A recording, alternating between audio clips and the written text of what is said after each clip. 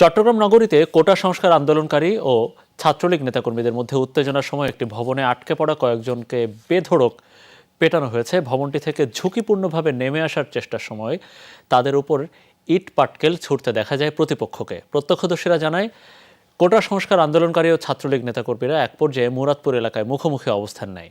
এ সময় উত্তেজনা ছড়িয়ে পড়ে। বেশ কয়েকজন পাশে একটি ভবনে ঢুকে পড়ে। পরে তাদেরকে পেটানো হয়। মারধরে আহতরা ছাত্রলীগের নেতাকর্মী বলে দাবি করা হয়েছে।